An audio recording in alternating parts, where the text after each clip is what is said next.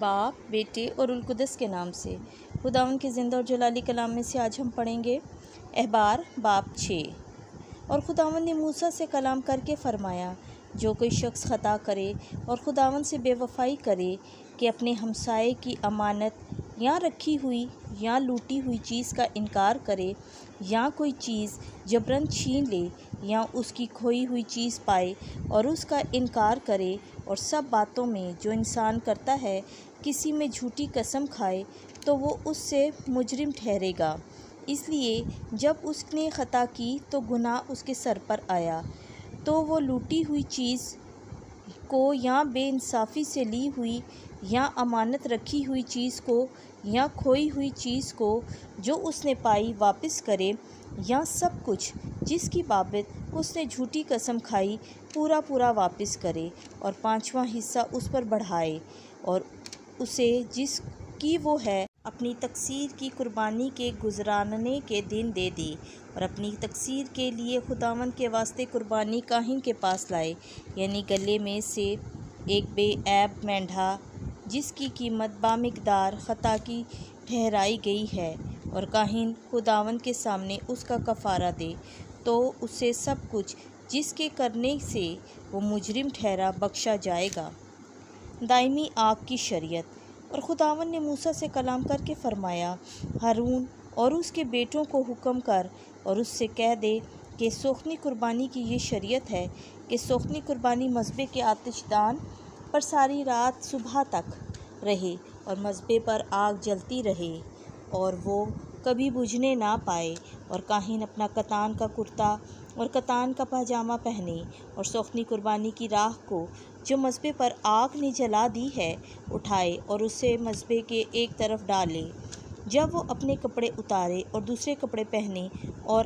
راکھ کو خیمہ گاہ سے باہر پاک جگہ میں لے جائے، اور مذبح پر آگ جلتی رہے اور وہ کبھی بجھنے نہ پائے، اور کاہن ہر صبح کو اس پر لکڑیاں ڈالے اور اس پر سوختنی قربانی رکھے اور سلامتی کی قربانیوں کی چربی اس پر جلائے۔ مذبح پر آگ ہمیشہ جلتی رہے اور وہ کبھی بجھنے نہ پائے۔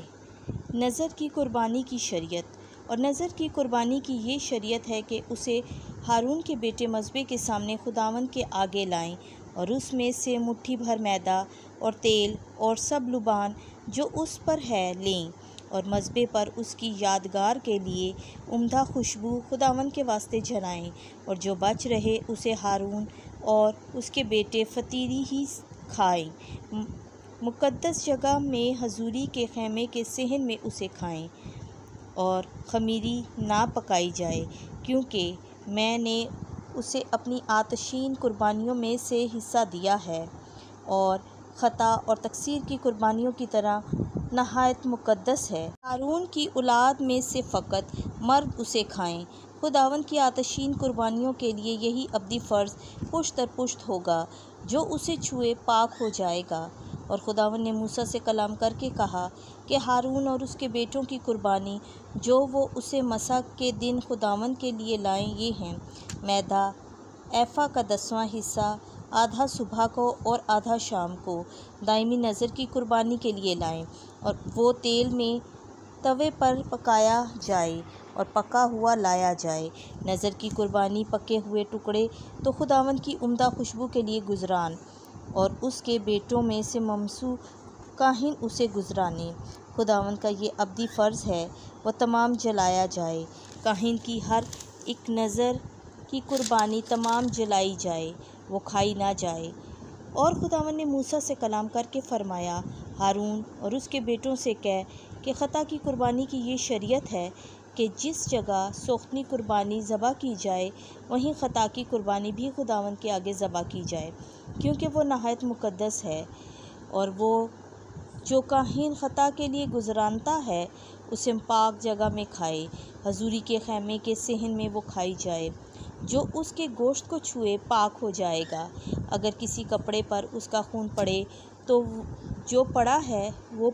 پاک جگہ میں دھویا جائے، اور مٹی کا برتن جس میں وہ پکایا گیا توڑا جائے۔ اگر وہ پیتل کے برتن میں پکایا گیا تو وہ مانجھا جائے اور پانی سے دھویا جائے۔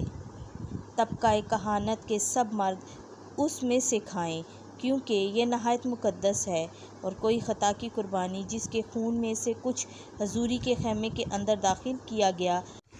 تاکہ اس سے مقدس میں کفارہ دیا جائے، نہ کھائی جائے بلکہ آگ میں جلائی جائے۔ خداوند کے زندہ اور جلالی کلام کا پڑھا، سنا اور سمجھا جانا ہم سب کے لیے باعث برکت ہو، آمین۔